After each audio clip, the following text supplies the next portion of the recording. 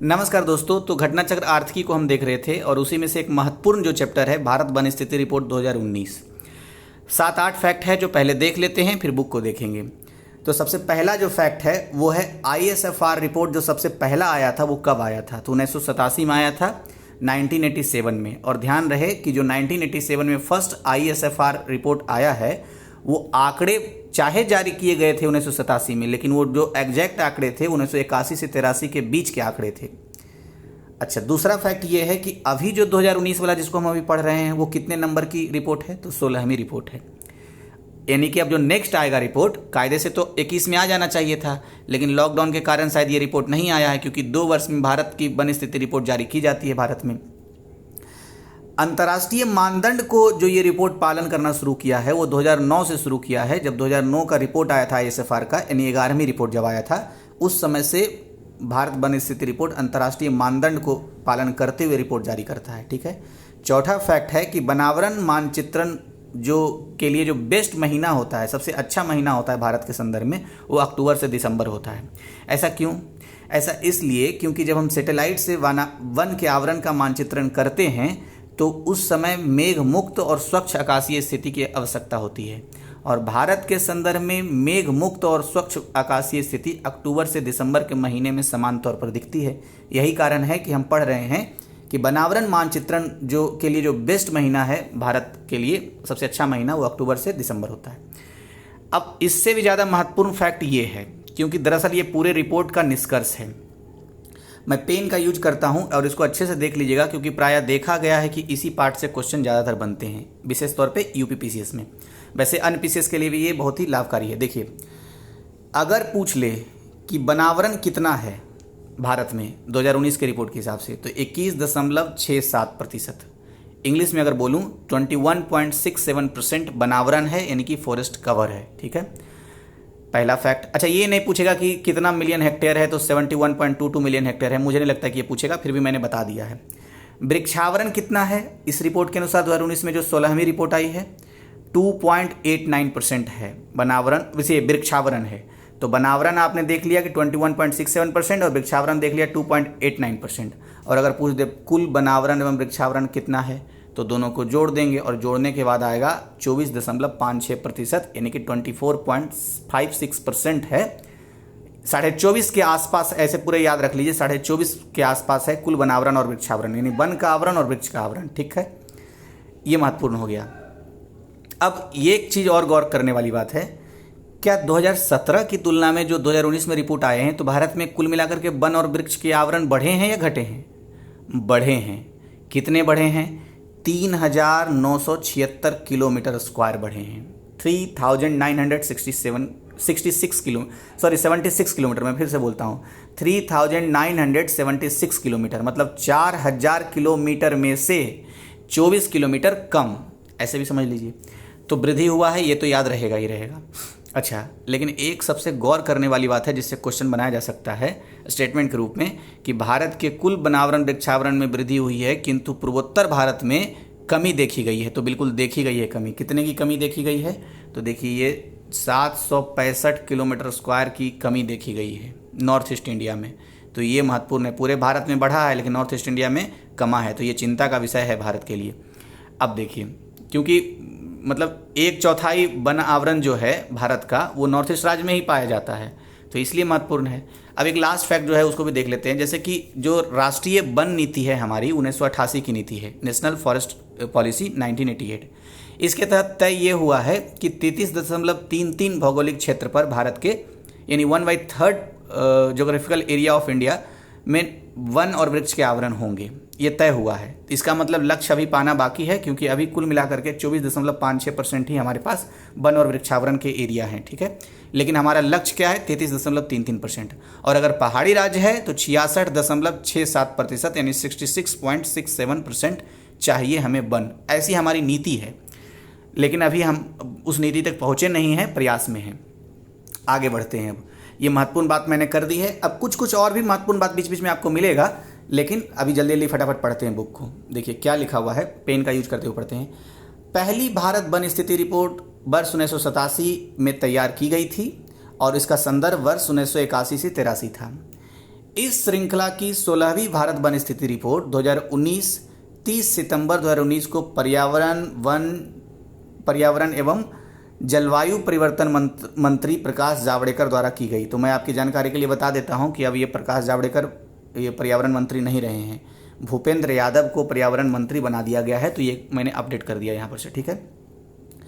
आगे क्या लिखा हुआ है, जो अक्टूबर 2017 से फरवरी 2018 के उपग्रह आंकड़ों पर आधारित है। उल्लेखनीय है कि 11वीं भारत वन स्थिति रिपोर्ट यानी ISFR 2009 जो कि फरवरी 2010 में जारी की गई थी से अंतर्राष्ट्रीय मानदंडों के अनुरूप रिपोर्ट तैयार होने के वर्ष को रिपोर्ट के शीर्षक में लिया जाने लगा है। तो ये बात मैंने पहले ही बता दिया था कि अंतर्राष्ट्रीय मानदंडों को जो 2009 में जो रिपोर्ट आई थी उस समय से माना जा रहा है, जो कि 11वीं वन रिपोर्ट थी, और अभी हम जो पढ़ रहे हैं वो 16वीं है, ठीक है। आगे पढ़ते हैं। भारत वन स्थिति रिपोर्ट 2019 में भारतीय सुदूर संवेदन उपग्रह रिसोर्सैट 2 के सेंसर IRS LISS-3, ये सबसे मतलब नहीं है, सिर्फ ज़्यादा से ज़्यादा याद रखिए कि रिसोर्सैट 2 का यूज किया गया था, बस इतना ध्यान रखना है। अब रिजोल्यूशन कितना था तो ये तो नहीं पूछना चाहिए, लेकिन फिर भी 1:50,000 रिजोल्यूशन था, मतलब कि एक जो पॉइंट है उसको 50,000 गुना मतलब उसको जूम कर सकते हैं, ऐसी बात है।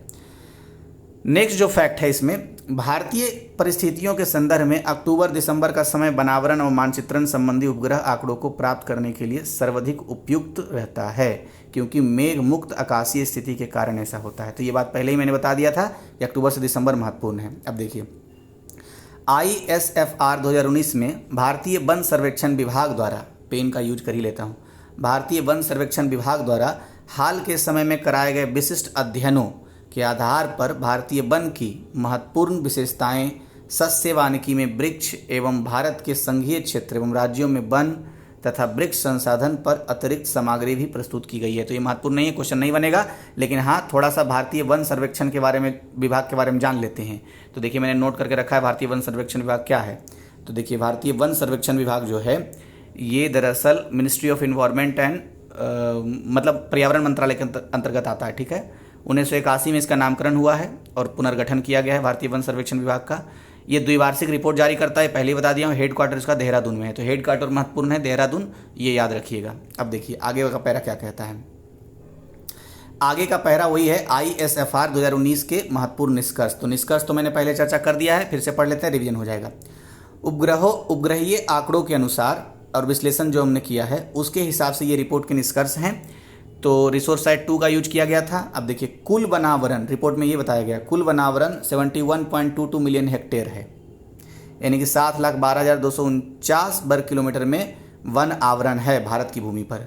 और कुल भौगोलिक क्षेत्र का अगर प्रतिशत मैं बताऊं तो 21.67% है, पहले भी हमने देख लिया था।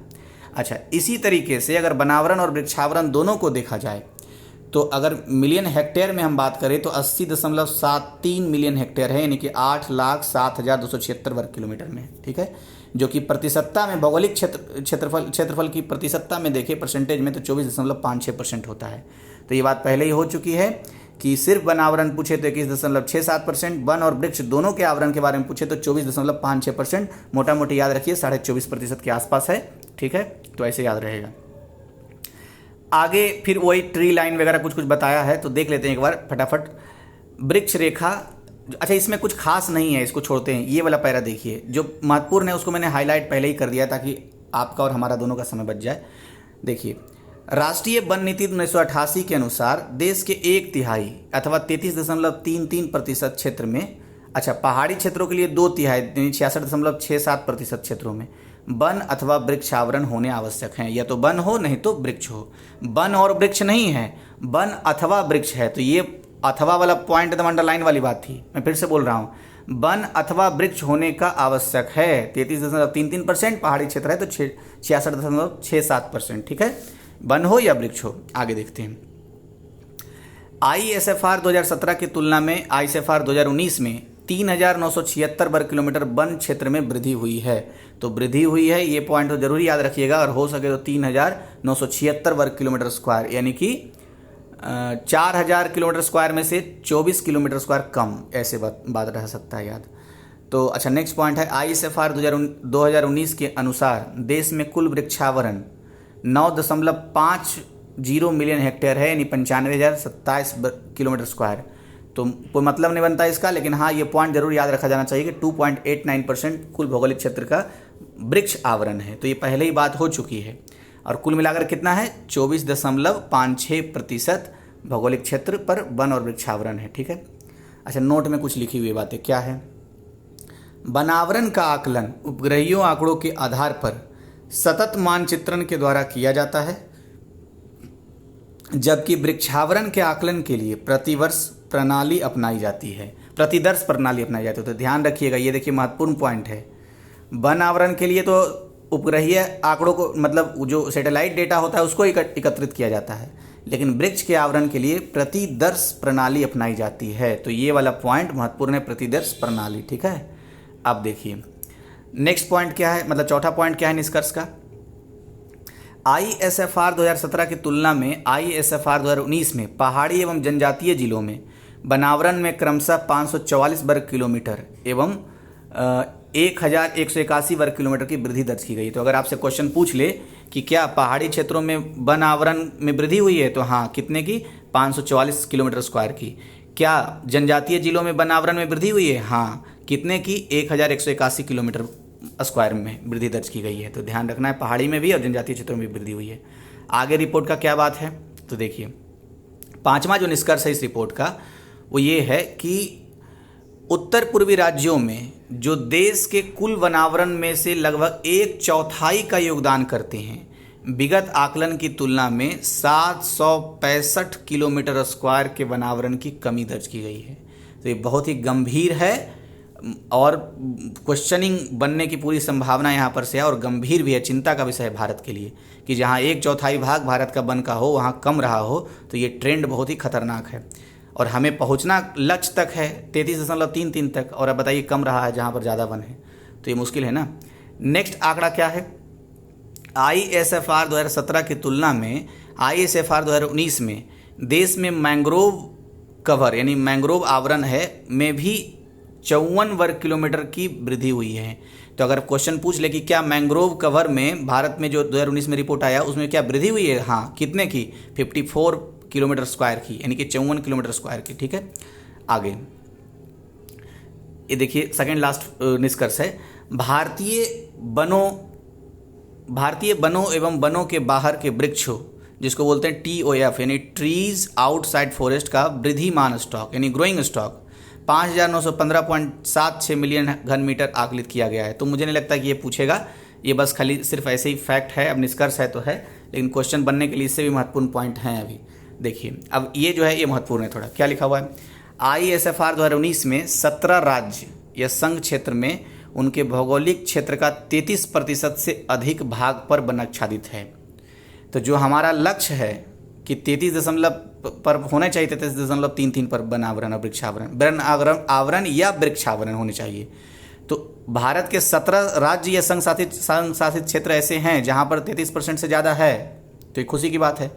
लेकिन 8 राज्य एवं संघ शासित क्षेत्र ऐसे भी हैं जिनके भौगोलिक क्षेत्र का मात्र 70% से अधिक भूभाग पर आच्छादित है। तो ये कितनी खास बात है, 70% से ज़्यादा पर वन आच्छादन है। अच्छा, एक फैक्ट याद आ रहा है, पता है दुनिया का एक ऐसा देश है भूटान, जहाँ पर उसकी नेशनल पॉलिसी में ही है, नेशनल फॉरेस्ट पॉलिसी में ही ये बात है कि 70% पर वन रहेगा, जबकि हमारा कितना है, 33% पर वन रहेगा, 33.33% पर। ठीक है। और हमारे राज्य की वर्तमान जो स्थिति है वो यही है कि 17 राज्यों संघ शासित राज्यों में ऐसे हैं जहाँ 33% से अधिक वन आच्छादन है, और 8 राज्य ऐसे हैं जहाँ 70% से ज़्यादा है वनावरण कुल मिलाकर के। तो पूरा निष्कर्ष इस रिपोर्ट में मैंने पढ़ दिया है। आगे की बात भी मैं करूंगा लेकिन अगले वीडियो में, क्योंकि वीडियो लंबा हो जाएगा। वैसे इतना काफ़ी है लेकिन फिर भी मैं सारा वीडियो अपलोड कर दूंगा। एक सबसे लास्ट में जो आएगा यूपी से रिलेटेड, वो वाला जरूर देख लीजिएगा। वैसे तो सब देखिएगा, जरूर बढ़ा के देख लीजिएगा। Thank you. आपको वीडियो कैसा लगा सुझाव जरूर दीजिए, इंतज़ार करता रहता हूँ।